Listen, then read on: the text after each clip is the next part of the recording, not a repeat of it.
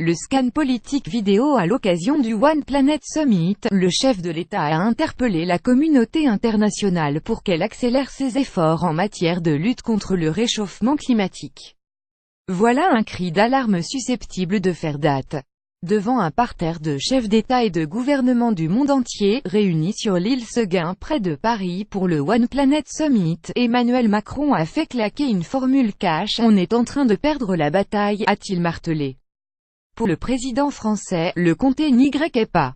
Les engagements pris il y a 2 ans, lors de la COP 21 à Paris, ne sont pas tenus. À ce rythme, et une augmentation des températures pouvant aller jusqu'à 3,5 degrés se profile, a rappelé Macron, appelant la communauté internationale à se mobiliser. Mais aussi les acteurs privés, banques, fonds souverains, et locaux, villes, régions. Une urgence après la mauvaise nouvelle du retrait de l'administration Trump de l'accord de Paris. Quel contraste! En décembre 2015, un vent d'optimisme soufflait lors de la conclusion de l'accord mondial sur le climat COP21. Le monde s'auto-congratulait après le compromis arraché par Laurent Fabius. Cette fois, 2 ans après, jour pour jour, Emmanuel Macron harangue ses homologues, les convoquant au tribunal de l'histoire. On aura tous à rendre des comptes, leur lance-t-il.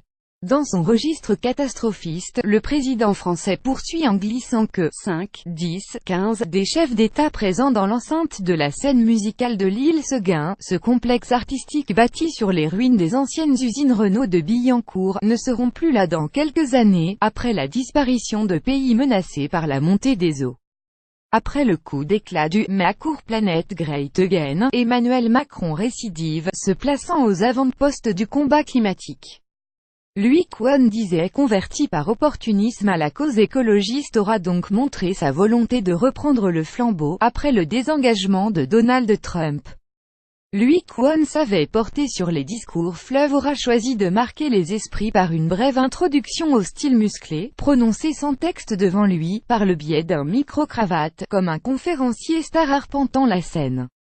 Quelques minutes plus tard, le secrétaire général de l'ONU Antonio Guterres reprenait la balle au bond, en clamant que « le train du climat n'attend pas ».